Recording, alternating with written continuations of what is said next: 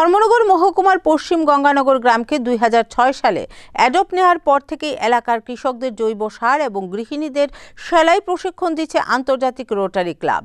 সোমবার ধর্মনগর শাখার কাজকর্মগুলি খতিয়ে দেখতে উত্তর জেলায় এসেছিলেন ডিস্ট্রিক্ট গভর্নর নীতিশ। আন্তর্জাতিক রোটারি ক্লাব ধর্মনগরে 2005 সালে 20 এপ্রিল স্থাপিত হওয়ার পর থেকে বিভিন্ন ধরনের উন্নয়নমূলক কাজে জড়িত হয়ে পড়ে। এই ক্লাব মহকুমার দক্ষিণ ও পশ্চিম গঙ্গানগর গ্রামকে 2006 সালে অ্যাডপ্ট নেওয়ার পর থেকেই গ্রামের 1200 পরিবারের কৃষকদের জৈব সার, বিভিন্ন ঋতুর চারা গাছ ও বীজ দিয়ে আসছে। তাছাড়া 200 জনের উপরে তরুণী ও গৃহিণীদের সেলাই প্রশিক্ষণ দিচ্ছে আন্তর্জাতিক রোটারি ক্লাব ধর্মনগর শাখা। সোমবার ধর্মনগর শাখার কাজগুলি খতিয়ে দেখার জন্য আসামের তিনসুকিয়া থেকে ছুটে আসেন ক্লাবের ডিস্ট্রিক্ট গভর্নর নীতিশ আগরওয়াল। এছাড়াও এদিন ধর্মনগরে আসেন ওনার সহধর্মিনী লক্ষ্মী আগরওয়াল সহ নির্মল সিংভি এজি। উপস্থিত ছিলেন ধর্মনগর রোটারি ক্লাবের সদস্য প্রণয় চন্দ্র, সুবীর সোম সহ অন্যান্যরা।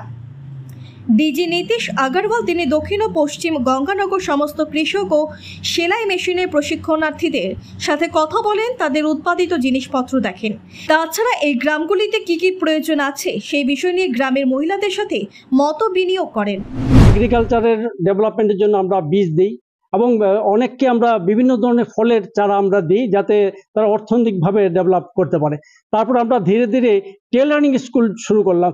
গত 3 বছর ধরে কন্টিনিউয়াস টেলারিং স্কুল এখানে চলেছে এবং অনেকেই সুন্দরভাবে শিক্ষা গ্রহণ করেছে টেলারিং থেকে, এবং অনেকে তো ধর্মনগর টাউনে গিয়ে ওনারা টেলারিং একটা দোকান দিয়েছেন এবং ওনাদের আন্ডারে অনেক কর্মচারী নিয়োগ হয়েছেন।